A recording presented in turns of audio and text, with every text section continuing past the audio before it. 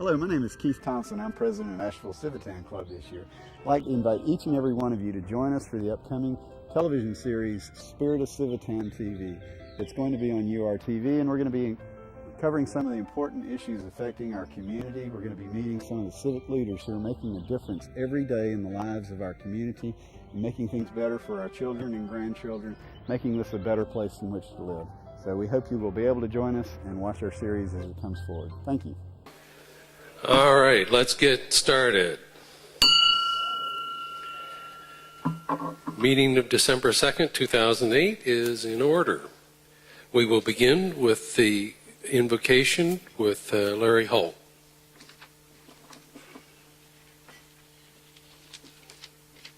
Shall we pray? We thank you for food and remember the hungry. We thank you for health and remember the sick. We thank you for freedom and remember the oppressed. May these remembrances stir us to service, that these gifts to us may be used for others. Amen.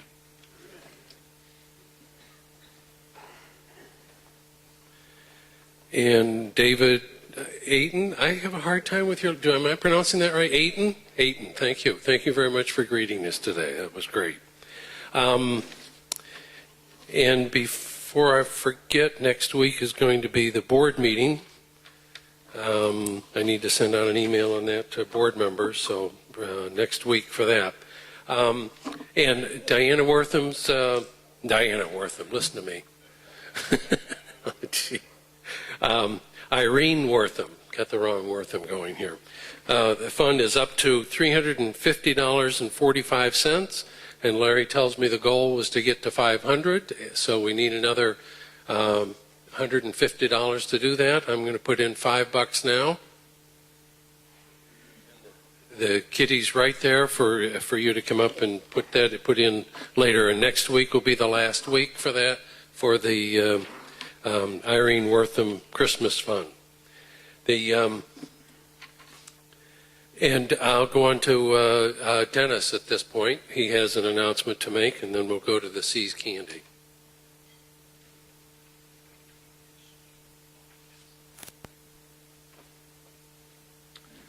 Okay, the good news first. The fund made more in interest than we paid out in management fees over the last quarter. We gained $1,382.80 in interest and capital gains, and we only paid $489.06 in management fees. That's the good news. The bad news is the investment base decreased by $32,517.49. So the net value of our funds as of September 30th of this year is $260,343.08. And 8 cents is for postage, so we'll just throw that away. But you all know what's going on out there, and so it shouldn't be as a shock or a surprise. The only long-term bad effect is the amount of money that's made available to us to withdraw is based on the last 16 quarters. So about 7 quarters from now, the amount of money that we're going to be able to withdraw will actually decrease over previous amounts. So it means during that period we may have to dig in a little deeper.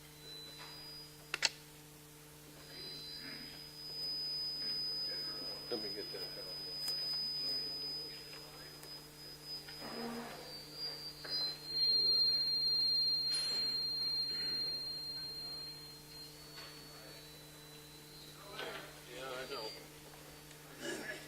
See if maybe it's because it's close to this. Maybe it's because it's close to this laptop. Yeah, I move it away from the laptop. I think it helps. Well, I'm making a public request of Dennis if he could. I think I asked you to attend the meeting next, the board meeting next, to give us a report because I think we need to talk about this and what we're going to do going forward. In all regards, because our our budget has changed, and so we need to be carefully considerate, which makes this fundraiser today with the Seas Candy and the other fundraisers. Bob's agreed to do the Paula Deen sometime in the spring again, so we look forward to that. And then, as I mentioned before, the Seas can be a repeat later in the year. They have a number of things they do throughout the year. So it's becoming more important for a smaller group of people to put more effort into this, and we'll work towards that goal and do what we can. We're working on the Metaven. Frank has replaced another one, which has been a good moneymaker for us, and I think we'll continue to find placements for those machines.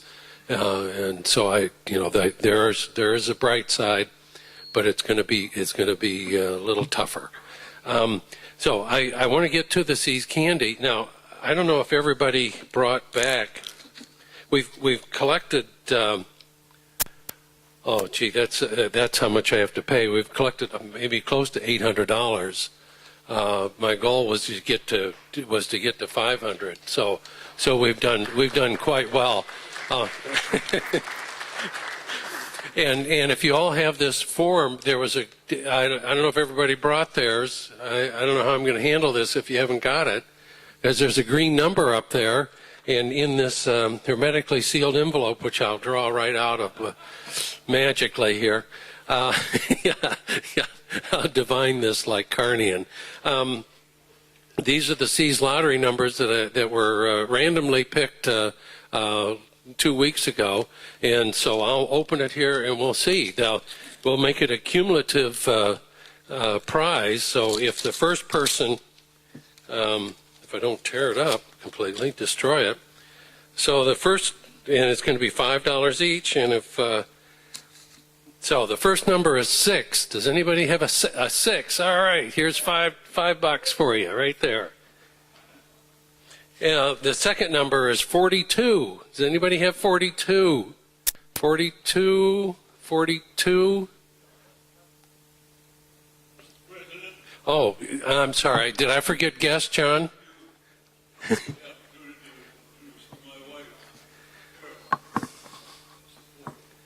Thank you. Yeah, thank you. I did. Yeah, Roger reminded me of guests, and then I forgot them. We have other guests here, but I do have more on the Seas, but we'll continue with this.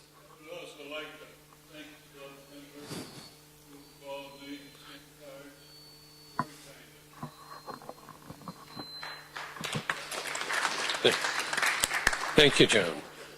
And we have some other guests over here. Yes, John.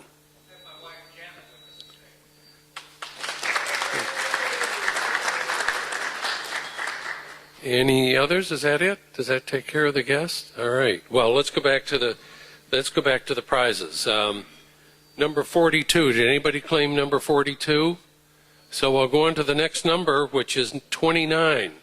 $10 to number 29. If anybody has. You had 42? Oh, well, here you go.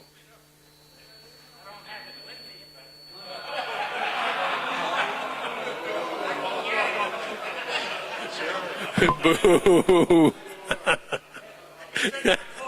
Oh, yeah. You're going to have us all lined up over there trying to check that out.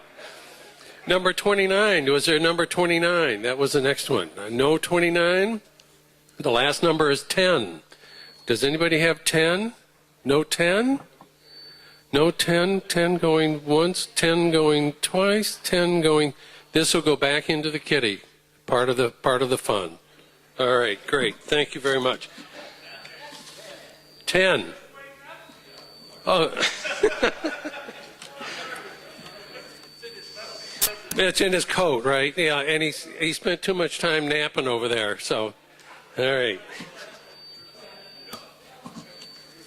Darn, I wish I'd get this noise figured out. I'll turn it down a little more, but it's already down quite a bit. So the next thing on the agenda is the 50-50. So the 50-50's has $16 in it, so that's great. And we'll have Bill Hogan draw it.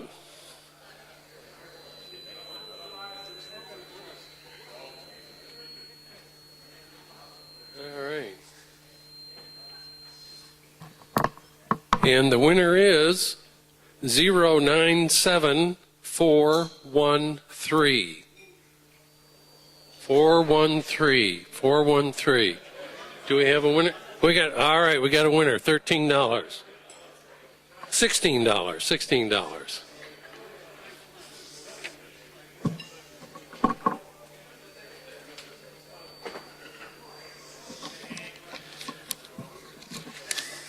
All right, the next order of business is Judd Porter is going to introduce Bill for us. Our guest today is somebody with whom I'm sure most of you are familiar, the Chief of the Asheville City Police Department, Bill Hogan. He is he came here 4.5 years ago approximately from, what did you say? Rocky Mount, North Carolina. He's a graduate of Marshall University with a Bachelor's of Science in Law Enforcement and a Master's in Political Science with an emphasis on public administration. He is going to talk to you today about many of the challenges and programs that they have here in Asheville City School. And if he seems very buoyant, it's because he just very recently got married. So if you would, join me in welcoming Chief Bill Hogan.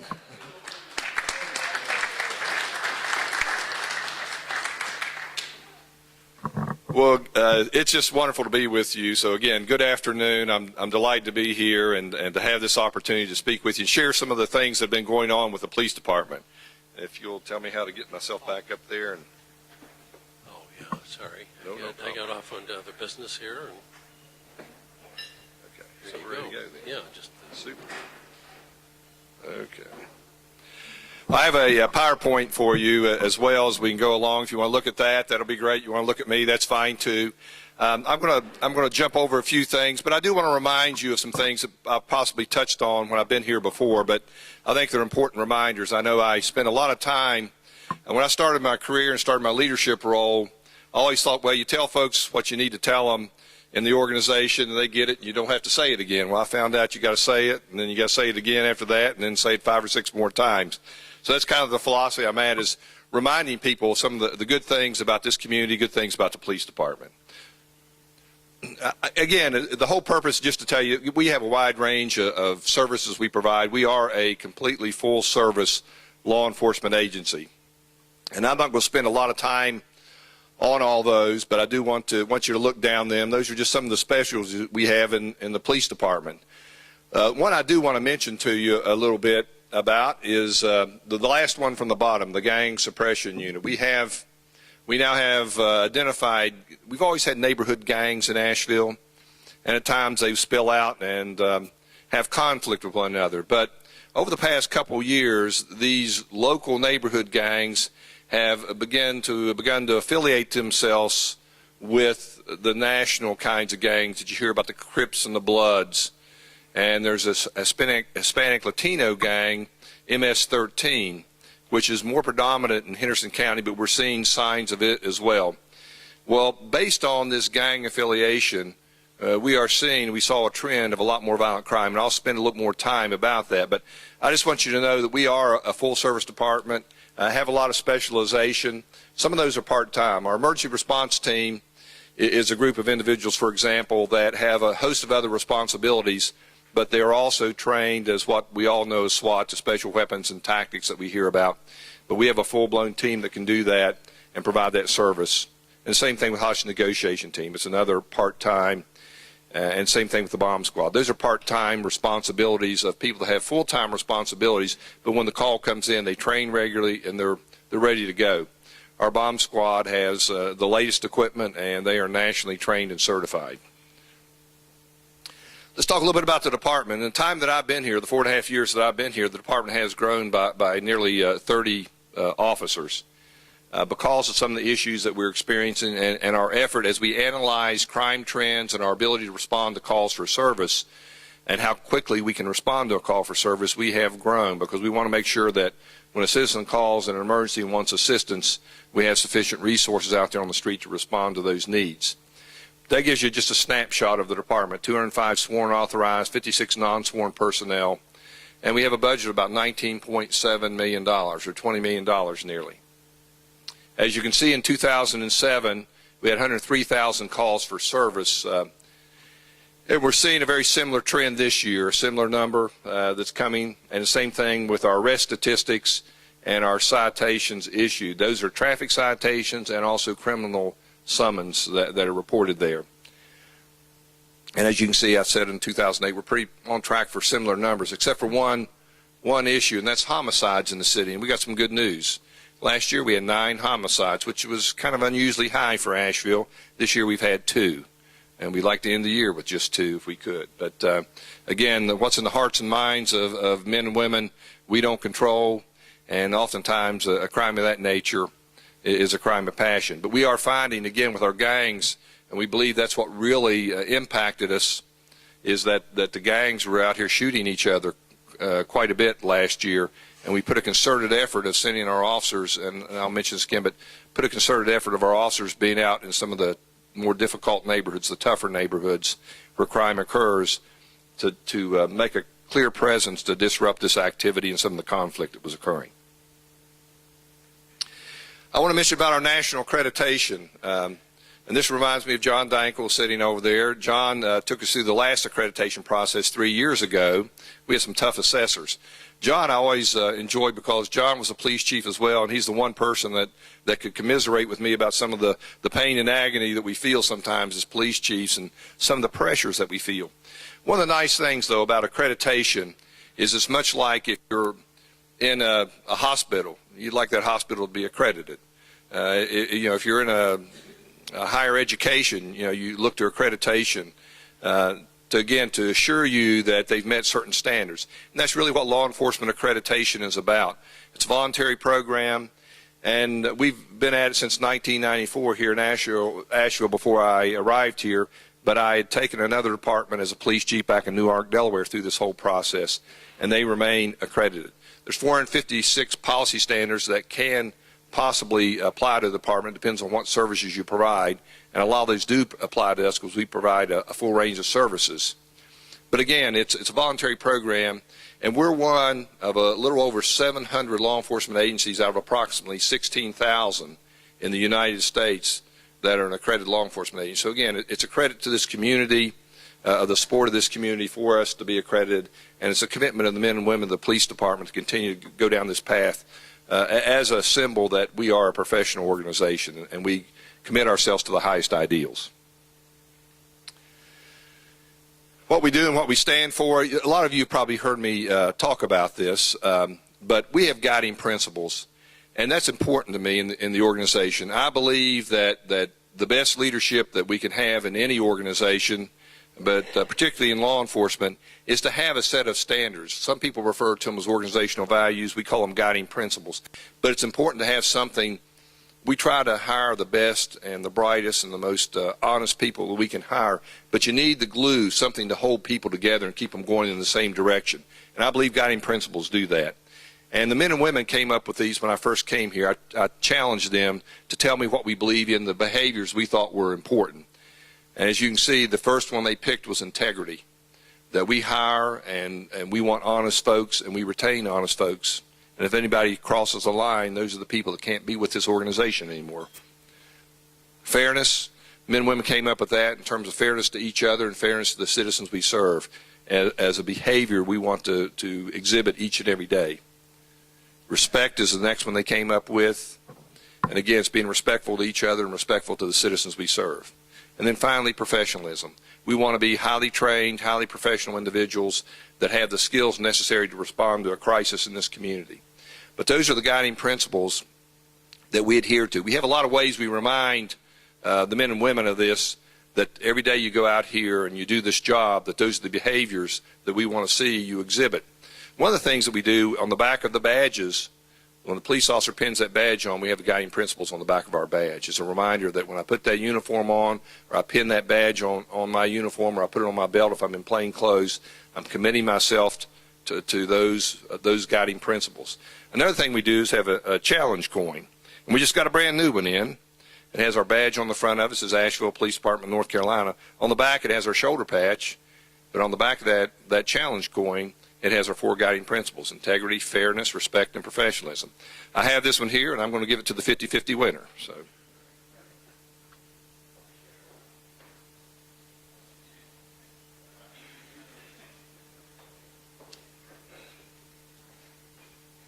The men and women of the department cherish those and treasure those. So those mean a lot to us, again, because it stands for what we believe in as an organization. As you can see here, we judge our behavior by the principles, and they are used as benchmarks in APD for hiring, promotion, and disciplinary decisions. One of the things I often do when I'm talking to employees, if they've done something that doesn't seem to line up with our guiding principles, and we have a disciplinary matter, I ask the men and women, how did your behavior stack up against our guiding principles? Were your actions and the decisions you made a good reflection of those guiding principles? So we use them in every way, and again, to instill the right behavior in our employees. We're doing a lot with community outreach. That's a photograph right there. We have a Citizens Police Academy, and we do one in the spring, one in the fall, and I would encourage any of you that are interested in that to contact us and let us know. But we take a great deal of pride. The individuals that come to this, they spend 11 weeks, 11 evenings, over an 11-week period, 1 evening a week, and they come there and they learn more about the police department than I could begin to tell you, obviously, in 20 minutes. But it's a wonderful program from that perspective, so we really do try to promote that. And the next slide shows you some of the outreach that we do. We have the Citizen Police Academy. We reach out to youth, and getting back to the basics, 2 of our sergeants drive that program, reaching out to low-income kids. And they also work with the parents of those kids to instill some parenting skills in the parents, so they touch the kids' lives, and they also touch the parents. We have a junior Citizens Police Academy we do in the summer, much like our adult Citizen Police Academy, but we, again, expose youth to the police department and what we do and why we do what we do. We also have the Police Explorers program affiliated with the Boy Scouts of America. And then we have what's known as GREAT and GREAT families. GREAT is gang resistance education training, teaching kids how to stay away from gangs, because now that's become popular, a lot of kids are drawn into that. The GREAT families is another training piece that we share with families about how they work together. We also have a federal grant on the Weed and Seed program, targeting a region, the west side of the city. Again, bringing police resources, but the weed is getting the bad element out of the community, the drug dealing, things like that. And the seed is creating programs for kids. And we work in unison with Parks and Recreation and a lot of other service agencies in the city that help, again, touch kids' lives and try to get them on the right track and give them opportunities they may not otherwise have. Here's some other things we do. The front porch of the community, as we call it, again, to keep the citizens informed and educated and how to protect their own communities. We have 2 community resource officers assigned to all 3 of our patrol districts. These are individuals that are problem solvers. They go out into the various neighborhoods if there's a problem, working with citizens to come up with solutions to problems in their neighborhood. We've reestablished our bike patrol.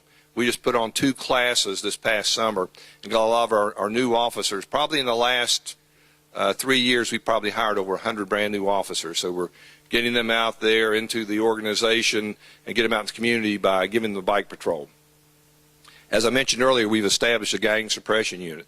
These are 2 detectives that gather intelligence and share that intelligence in a statewide network about gang activity. We have found that some of the gang activity that has emerged in Asheville has been brought to us by some individuals who have relocated here who had prior gang experience, and they're sharing some of that information with some of our neighborhood gangs. So they track that. They also conduct investigations that involve our gang members. As I indicated, we have the GREAT training, and this past summer we provided Asheville Middle School doing a summer program. We gave more than 60 gang education presentations since 2007. It was Captain Tim Splain, our Criminal Investigation Division Commander, that began to see a pattern of shootings and assaults and some graffiti that clearly led us to believe that the gangs were taking on the national monikers of Crips Bloods, MS-13, things of that nature. And we began to educate the school teachers, school administrators, social service workers about the emerging trend, which has been very helpful. Now we're all working together. We also joined the Buncombe County Anti-Crime Task Force, again, to address drug-related and other crimes that are occurring. That's in conjunction with Sheriff Van Duncan. It's called BCAT. You might have heard him say BCAT before. We're a part of that. We've assigned 3 detectives to that, and we work in unison with a host of his folks because crime goes in the city and out into the county, and that provides assurance that we're communicating with each other, working together on criminal activity. As you can see, we've graduated 26 cadets from the Police Department Academy this past January. We graduated 14 in August, and we have a new academy underway right now with 21 cadets in that academy that will become police officers, or some portion of them will, if they successfully complete the program. Here's another thing that, as you can see, drugs, we have drugs in this community. It's a lot of times it's in isolated areas, but it's everywhere. Some places more blatant than others, and of course, as you see there, the gangs as well. And we believe the drugs drive a lot of the criminal activity that occurs in Asheville. There's a lot of shootings associated with drug activity and turf wars. Also, people that are addicted to drugs are the ones that break into cars, break into homes, and are constantly stealing things to supply the money they need to support that habit.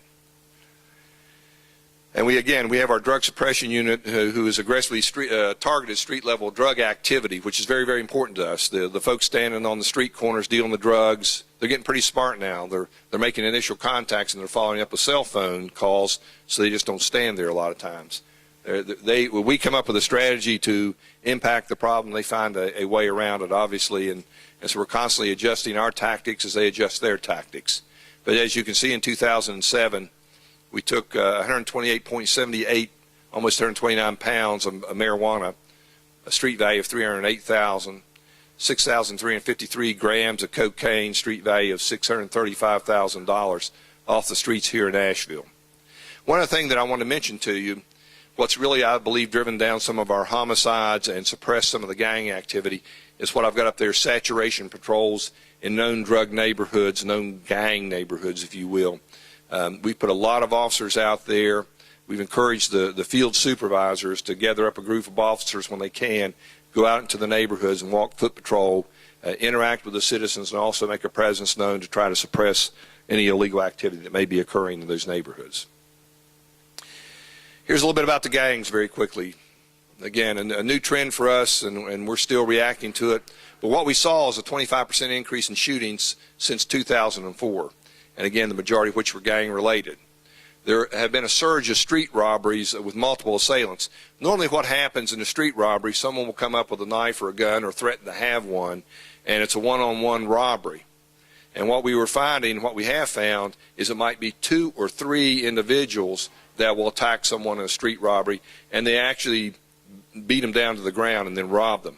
And we believe a certain part of that is possibly the initiation of new gang members to commit this assault, this robbery, as part of your initiation into the gang. And you can see here local gangs affiliating with national gangs, Bloods, Crips, MS-13, as I've indicated, have manifested themselves in this city. The North Carolina Gang Investigators Association defines a gang, as you can see, as a group of 3 or more people with common identifying signs, symbols, or names engaged in criminal activity. The nice thing that we have, again, in North Carolina is a statewide system for gang intelligence that's shared throughout the state, because some of these folks might be living in Durham, they come to Asheville, or vice versa. And we know we've gotten some people that have gotten out of prison. We had one gentleman that was murdered here in Asheville at a birthday party, and that kind of really highlighted some of the gang activity that we were seeing. This individual came from New Jersey, had gang affiliations, and apparently crossed the wrong people at this birthday party. In front of 250 people, was shot and killed right there in this birthday party. The unfortunate thing about that is, with 250 people present, we don't have a witness to solve that crime. That's troubling. But that's the kind of fear that sometimes gangs put into the minds and the hearts of citizens. Here I want to end with some future challenges. One thing is the downturn in the economy. I mean, obviously that creates even more poverty, lack of jobs, and we need more job training, obviously, if we're going to turn this corner. That's been a consistent problem, I believe, in Asheville for our low-income citizens is a lack of job training, lack of job opportunities. A lot of jobs have been lost, obviously, in the manufacturing field, and we need more job training for the construction trade to bring people and give them opportunities for jobs. But with the downturn in the economy, as you indicated from your investments, what is happening, it's a national, obviously international problem, but it filters down to each and every one of us, touches us on a personal level, and it obviously touches city government. And I know that we had to make up some money this year in the shortfall of sales tax, and we anticipate next year things are going to get somewhat worse. And so across the city, working with other department heads and the city manager, we're all looking at strategies of how we can become more efficient, how we can tighten our belt, and still maximize the services we provide. But when you get into a shortfall of $5 million or so, the challenge is how you can only tighten your belt so much without affecting personnel. And obviously, we didn't have no intention of laying anyone off, but through attrition and through maybe some retirement incentives, we'll leave some positions vacant for a while. It'll probably less affect public safety, particularly police and fire, because we need those resources for that critical service, but it will affect all of us, obviously. The next challenge for the future is real crime and fear of crime in our downtown. We did a citizen survey, and 38% of the respondents said at night they're fearful downtown. So we're working on strategies again to make downtown, again, more comfortable for individuals. The nature of downtown, as probably many of you know, is that as it gets darker, we all feel less safe as it gets dark. I mean, it's just the human nature of it all. I think we all feel more vulnerable when it gets dark. And we have a counterculture, if you will, downtown that hangs out, and it is frightening to the average citizen. But again, as a police department, we have to walk the fine line of protecting everyone's rights, their constitutional rights, and regardless of how they dress or look or act, as long as they're not violating someone else's rights, we have to work within those parameters to protect everyone. But that is something we'll be giving a lot of attention to. If you've ever heard me speak before, you've probably heard me talk about the fact that a lot of our problems, a lot of what we see with the homeless in Asheville and the surrounding area and across this country is the fact that a lot of these folks have mental health issues, and they're not equipped to care for themselves very well, but they end up on the streets. And that's a problem for us. And North Carolina has reduced the funding for mental health treatment, and that impacts the folks that we have to deal with on the street. And the other thing is, and you've heard me mention this before, I'm sure, is the North Carolina judicial system. We got good people affiliated with the judicial system, but it's an underfunded system. And that causes delays in trials and court proceedings to move cases along in a quick and efficient manner. So it's something that the metropolitan chiefs across North Carolina, the metropolitan mayors have been working on, encouraging our state legislature to fund at a greater level our judicial system. The last statistic I saw, we're 48th out of 50 states in the lowest funded judicial system per capita in terms of our population in comparison to other populations of other states. And we can see it in law enforcement, the impact that it has. So we're always encouraging our elected officials to improve that. Another challenge that I see in our community, it sometimes rests on the front porch of the police department, but quite frankly, it is a community-wide problem. That's race relations in Asheville. And what I've put there in finding a holistic solution. The police department can do certain things. Obviously, the police department always challenges. We're the enforcement arm of society for whatever's going on. And if there's a neighborhood that has gang activity or drug activity, a lot of times neighborhoods feel put upon by the police department. That's not what we want to happen. We want residents to feel that we're enhancing their safety. But sometimes there's that fear, there's the mistrust of enforcement. So we're on the front porch of this, but I will tell you that it is a community-wide problem. Building better relations with the different races is a critical part of what we all need to do in this community. And then the last one I put for future challenges is what I call a dysfunctional family unit. I'm not talking about broken homes. I'm literally talking about homes where the parents do not know how to raise kids. They do not know how to teach children right from wrong, or they don't impart values on the kids so that they have a sense of, I need to respect another human being.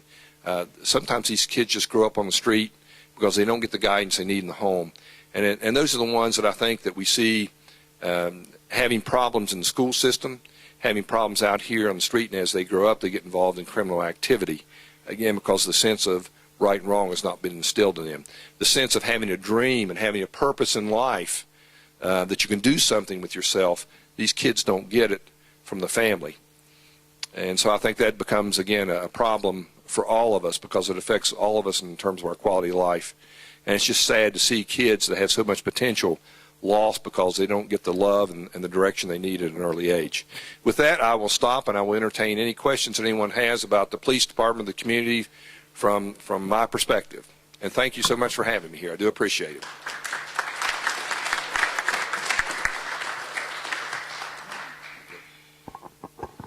Chief, I would ask you, how are your minority recruiting efforts going for your department?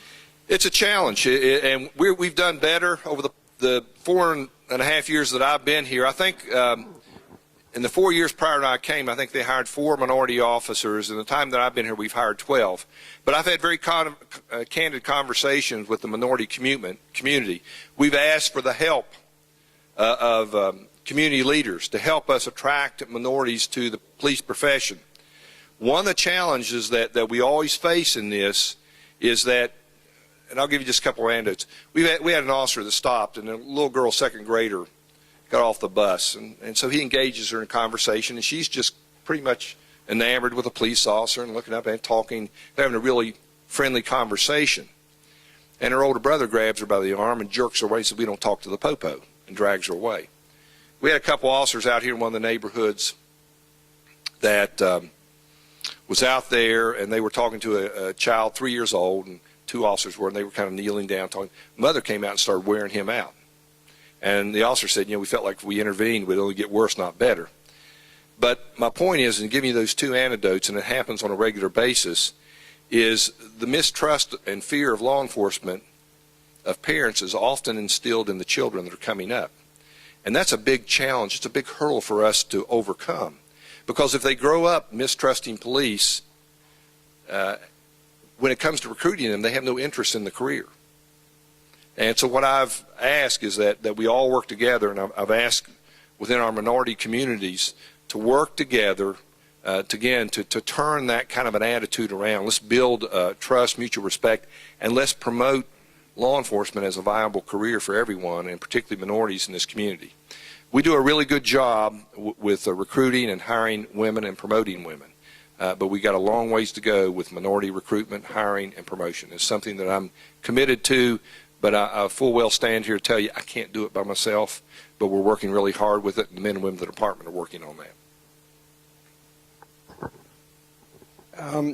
How is the pay scale for the Asheville Police Department compared to other communities?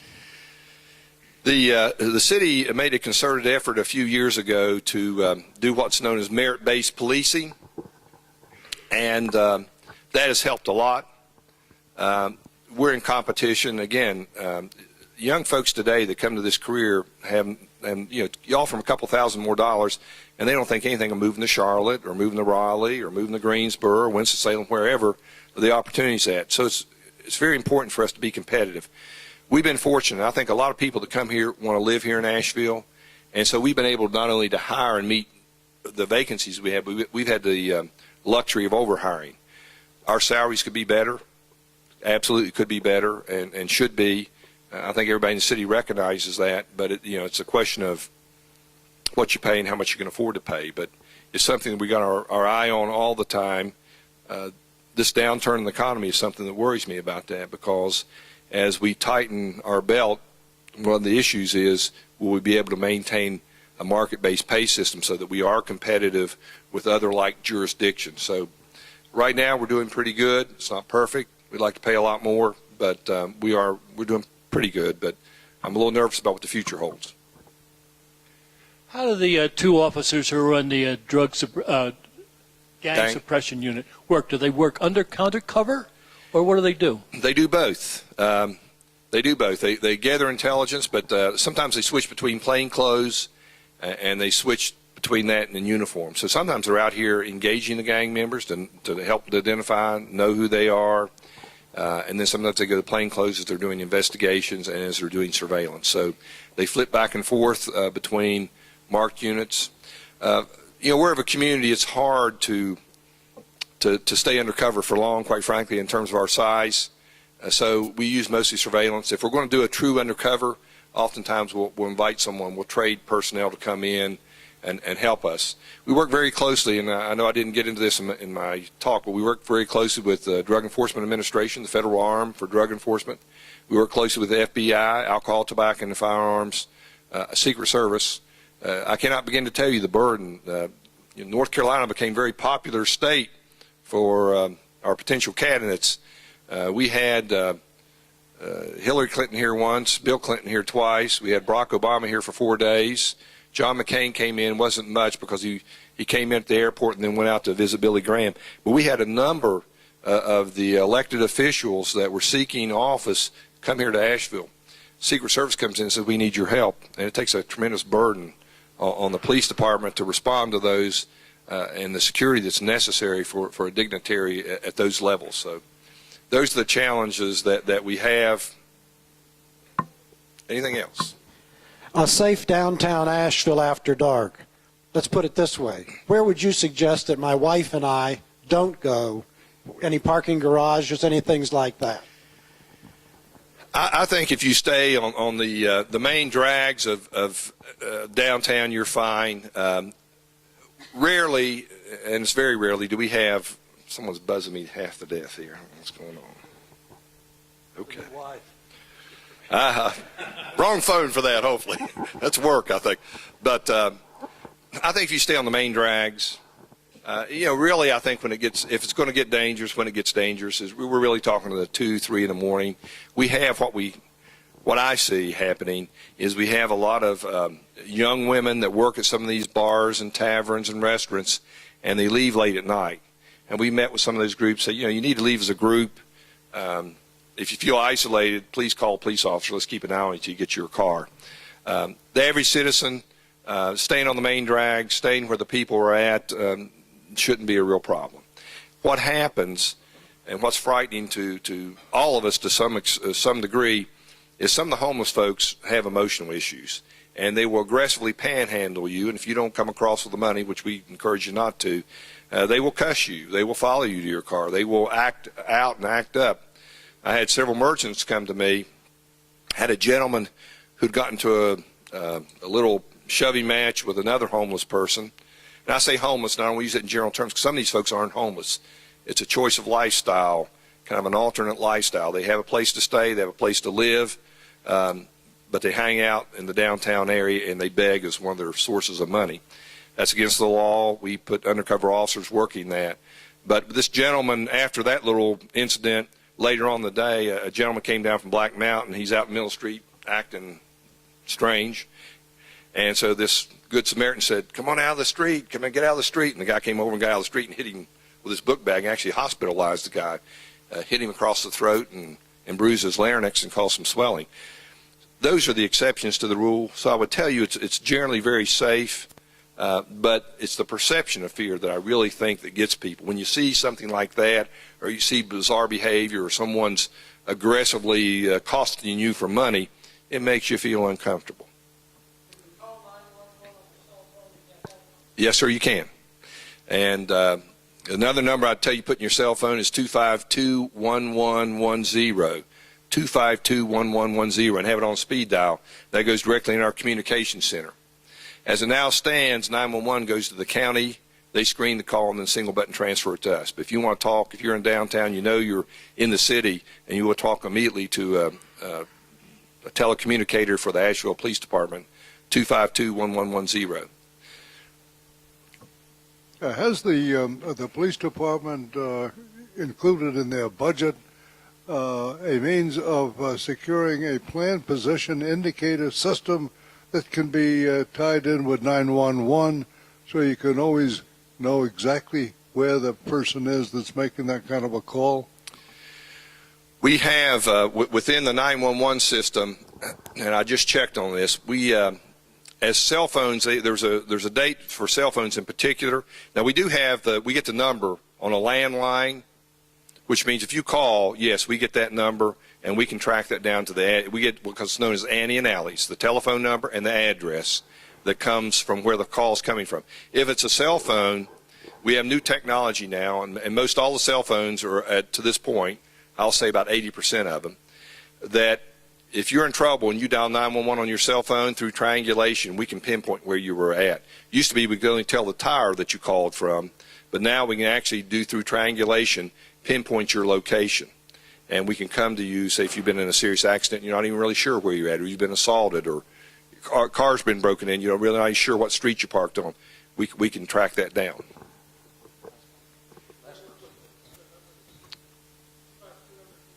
No, it does not. Does not. So if you have a true emergency, call 911. Unless you have all the facts, know where you're at, call 911 for that very reason. Chief, in terms of prevention, how much more difficult would your job be were it not for efforts within other agencies like Parks and Recreation and Community Development, the city and county schools? Without those investments in creating spaces for children and families to come together and form community and be a place where police officers can participate and be a member of the community as opposed to just some distant authority figure driving around in a patrol car. I will tell you that social services, and you can call police and fire public safety, but we're part of the social service system, and we're part of that fabric. All that plays into the quality of life in this community, and without good schools and without aftercare that I know Parks and Recreation plays, and sporting programs for youth, particularly underprivileged youth, if we didn't have all the programming that occurs in the school systems, Parks and Recreation, other social service agencies, YMCA, YWCA, there's just a host of entities that we contribute to as citizens, I know I do through United Way, that play such a vital role in what we do. I love to contribute to United Way because I know it helps with the domestic violence shelter. It helps with Our Voice, which is a rape crisis counseling. I tell officers all the time and employees all the time when I'm asking them to contribute to United Way, you don't know the one life you've touched by possibly getting that person out of the home. You might have prevented a serious assault or maybe even a murder of someone in a domestic violence situation. So those resources in the community do nothing but bolster and make what we do that much more effective. Without those, a lot of people will be out there without any lifelines or any assistance or help whatsoever. So it's a good question, and it's all critical. It's all part of that fabric that we all have to weave into to provide an umbrella of services to all the citizens that we serve. Thank you again. I'm delighted to be here. Appreciate you so much. Thank you very much, Chief Hogan. I did want to add one thing on the give a hand to David Ivey. You brought in $105 for the candy, and Bob Hall $75. So, thank you very much, and we are adjourned.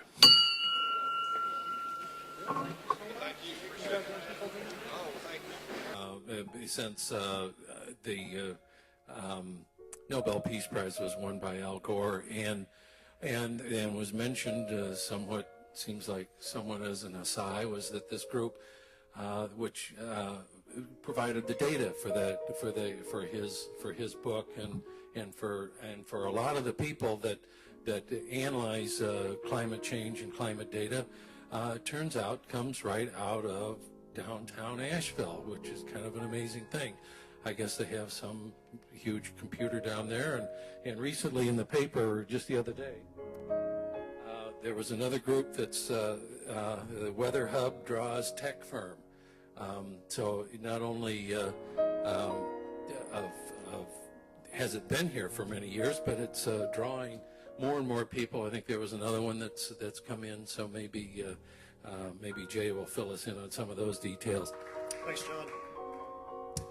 Well, thanks a lot for having me.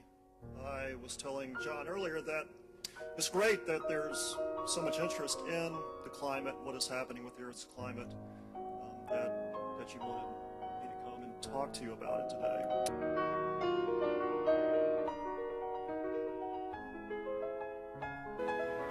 Thank you for that personal witnessing, and that's what it's all about, is the kind of choices we make. And then, as a friend of mine says, a phrase I really like, you know, especially when we learn out loud, those things we're finding out, and we say we saved a lot of energy, or gosh, we found out this really didn't work, or, you know, I don't know anything about this stuff, but I know we're in serious trouble, and I want to learn more, you know, and that kind of opening up and sharing with each other.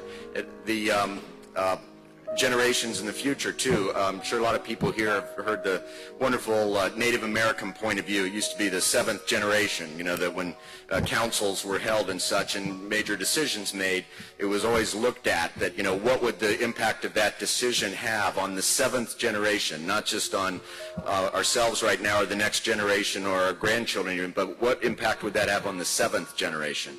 There's a product line, which very wisely, here at Green Life and Earth Fair and all you'll see, and that's what the product line is called, seventh generation, to help people. It's a green line of things to help people think about it. But yeah, just that selfishness factor to me. I mean, how many of us, again, using our families, do we say, well, you know what, I'm just going to burn it up and eat it up, and, you know, if my kids can make it on their own, great. If not, you know, that's up to them. You know, not many of us choose, you know, to be that way, and why should we with the earth at large?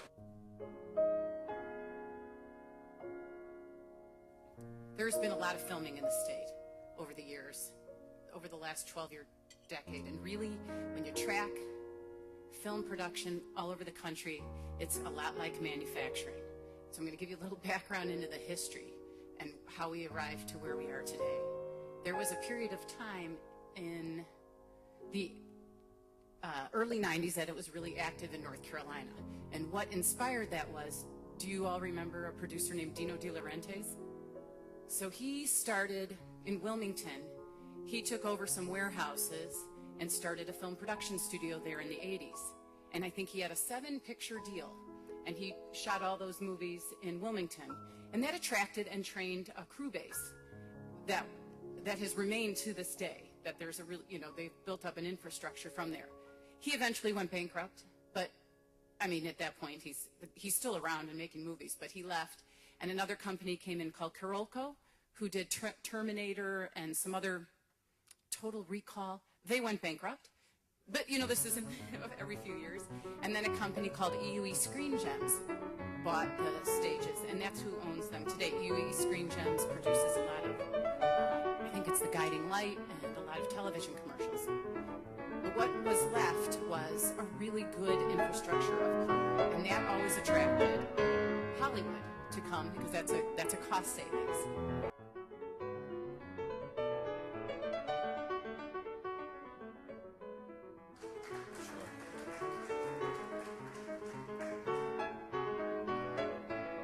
Talk about Asheville City Schools, and we're changing.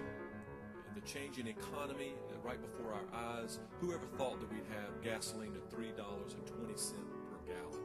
Outrageous. And I certainly hope this young gentleman who made his remarks about the future of alternative fuel, sure hope it comes to pass. But we're certainly in changing times, and I've got some information. I want to show you how our school system is changing to meet these.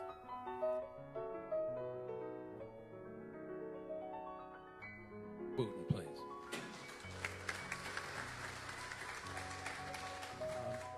As John mentioned, I'm with the North Carolina Geological Survey, and that's North Carolina Geological Survey, not U.S. Geological Survey. We get mixed up a lot, but we're the home team. We have an office here in Asheville, and we're actually part of the Department of Environment and Natural Resources. I'm going to talk to you about the landslide hazards in the mountains, and when you have mountains, you have landslides. It comes with the territory.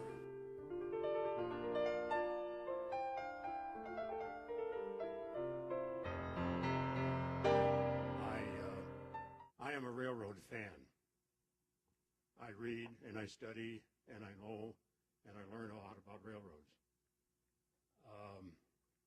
A few years ago in Illinois, where I lived at the time, there was a terrible accident. A school bus got on a crossing as a train was coming through, killed several kids. Since that time, legislation has been passed where the trains must blow their horn, which they always did anyhow, but now they've got to blow it sooner and they've got to blow it louder at every crossing, everywhere. Even out in the rural farmland with a couple of cows standing nearby, you blow the horn. So that still exists. But at the same time, you take a typical little town in the Midwest or the South, and maybe it's a town of 5 or 10,000 people that has 5 or 6 crossings, and now it's on a transcontinental rail line, and a train is going through there every half hour, 24 hours a day, blowing their horn 5 times going through that town. And don't believe the residents love that. There is no answer. The only answer is let's close off 4 of the 5 crossings in town and have only one way to get across that track, so the horn only has to blow once. But the people in the town don't want to do that. They don't want to drive 4 or 5 miles out of the way to get from one side of the town to the other. So it's a problem that is a no-win deal. I really think that the railroads are taking a rap. After all, they got here first. The cities were glad to have them be here, run through the middle of town if necessary. That's what made Asheville what it is, a railroad. I can't argue with that. The reason the FRA did pass specific laws about the blowing of the horns.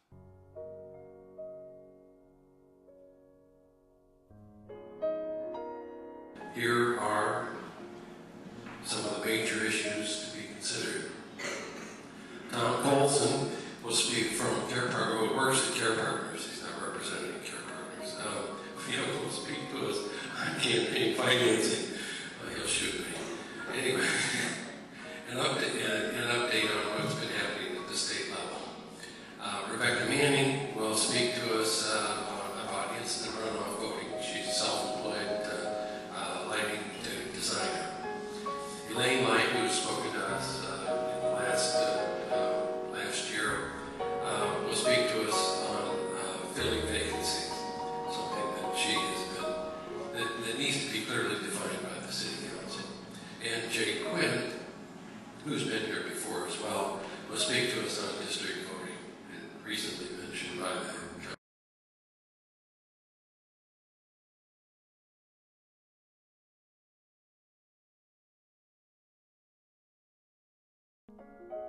and someone whom we know quite well is from Spruce Pine, nearby Mitchell County, and went to Western Carolina University, BS degree in criminal justice.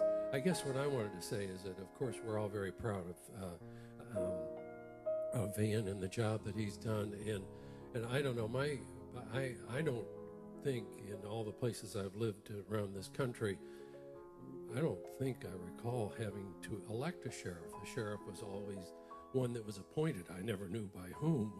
If you appoint a sheriff, you have a professional. You have someone who has all the experience and so on. If you elect somebody, you get a professional politician, So I think we've got the best of both worlds here.